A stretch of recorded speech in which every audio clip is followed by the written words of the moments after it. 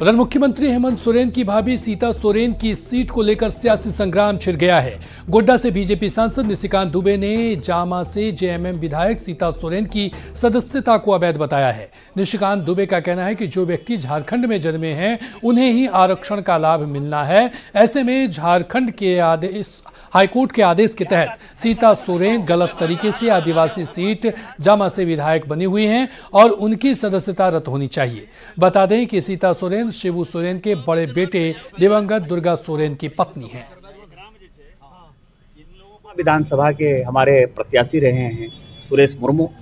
उन्होंने राज्यपाल को और इलेक्शन कमीशन को चिट्ठी लिखी है और उस चिट्ठी में काफ़ी दम है कि सीता सोरेन की जो सदस्यता है वो इसी के आधार पर जो हाईकोर्ट का आदेश आया है, माननीय न्यायालय का जो आदेश आया है, उसके आधार पर वो गलत तरीके से इतने वर्षों से जामा विधानसभा की प्रतिनिधि हैं और रिजर्व सीट पर, जनरल सीट पर सीता सोरेन जी को लड़ना है, उसके लिए कोई परेशानी नहीं है।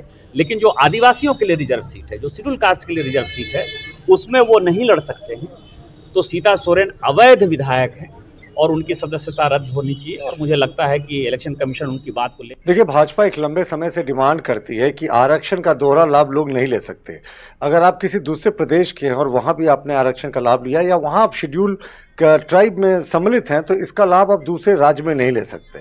तो सीता सोरेन जी की सदस्यता को रद्द करने की हम लोगों ने तो सार्वजनिक रूप से कई बार मांग की थी। अब शायद ये मामला इलेक्शन कमीशन के सामने भी जाए और इसके पीछे की वजहों को भी जान लीजिए, क्योंकि सीता सोरेन आदिवासी सीट से विधायक बनी है।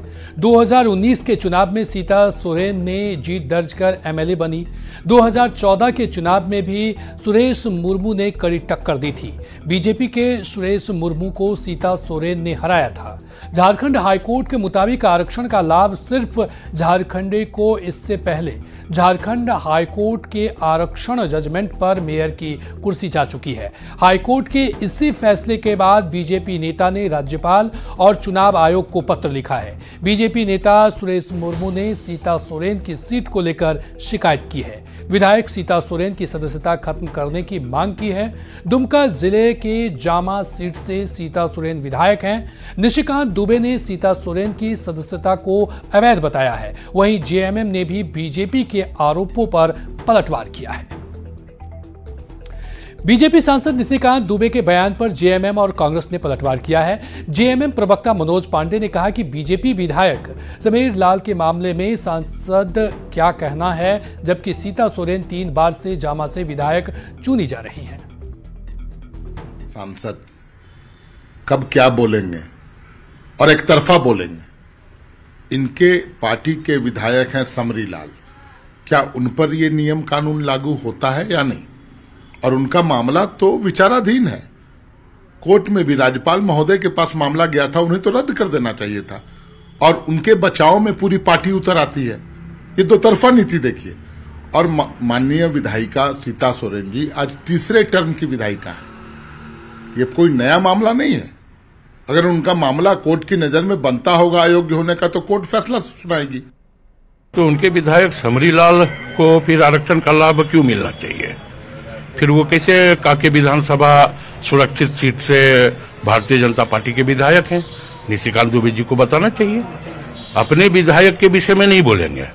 और जहां तक सवाल है सीता सोरेन जी की, तो सीता सोरेन कोई पहली टर्म यहाँ के विधायक नहीं बने हैं, 3 टर्म का विधायक है। तो निशिकांत दुबे जी कहाँ सोए हुए? देश में अगर कोई भी मुख्यमंत्री सनातन और हिंदू धर्म विरोधी है तो वो हेमंत सोरेन है। बागमारा विधायक ढुल्लू महतो ने बाबा बैद्यनाथ मंदिर में पूजा करने के दौरान यह बातें कही हैं। पूर्णिमा के शुभ तिथि पर बागमारा विधायक ढुल्लू महतो बाबा धाम पहुंचे, जहां बाबा का उन्होंने विधि पूर्वक पूजा अर्चना किया, जिसके बाद ढुल्लू महतो सीएम हेमंत सोरेन पर निशाना साधा। मुख्यमंत्री सनातन और हिंदू धर्म का विरोधी है तो हेमंत सोरेन जी है जी।